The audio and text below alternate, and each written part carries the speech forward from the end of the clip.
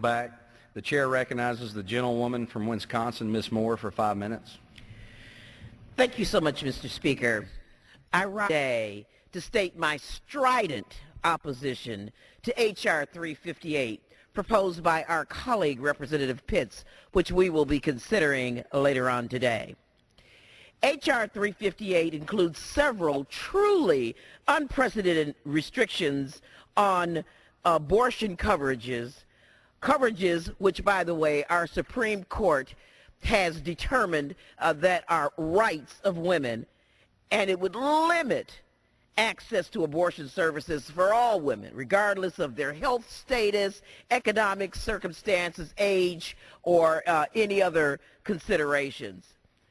This bill would also impose sweeping refusal provisions that not only undermine women's health care and women's rights, but actually endanger women's lives. It's not hyperbole to say that the provisions of the Pitts bill represent an extreme and callous attack on women's health. First, H.R. 358 would effectively end abortion coverage for women in state insurance exchanges, both for those who receive subsidies to buy coverage or for those who use their own private money to buy coverage. This would mean that millions of women, contrary to what we have promised them through the Affordable Care Act, that they would be able to keep coverage they currently have, would actually lose the coverage that they currently have. This Pitts bill represents an unparalleled restriction on the use of private funds and an insurmountable impediment for women who simply want to be able to choose a health plan that will cover all of their potential health needs. Second, H.R. 350 codify and expand the vast refusal clause currently in law, the Weldon Amendment, granting people with only a tangential connection to abortion services, such as those folks, receptionists who make appointments or claim adjusters at insurance companies, granting these people the right to refuse services to women who seek abortions.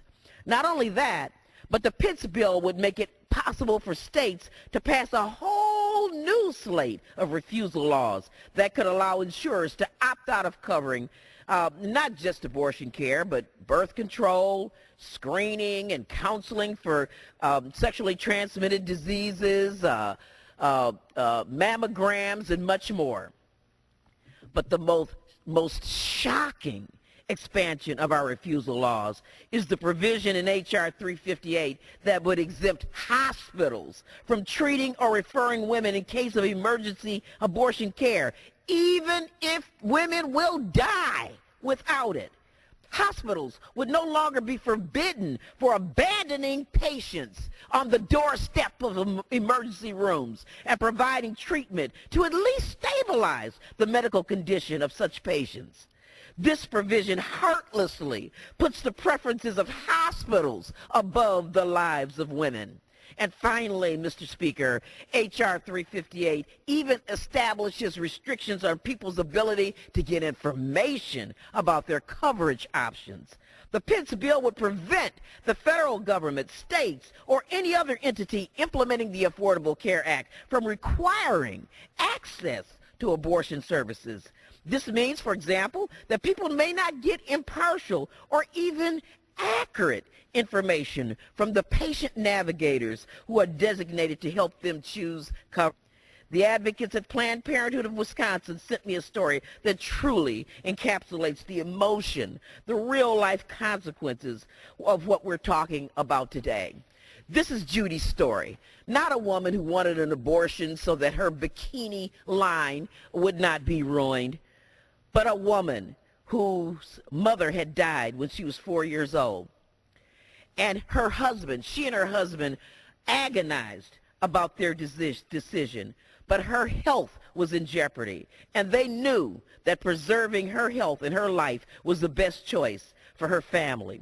And she painfully, agonizingly decided to terminate her pregnancy to save her life. and to preserve the one child that she had's quality of life so that she could rear him. To protect the right to a safe, legal abortion care takes a serious commitment to Wisconsin's health. And it takes courage, Mr. Speaker. Politicians who want to end private health insurance coverage of abortion have neither of these qualities. And with that, Mr. Speaker, I yield back.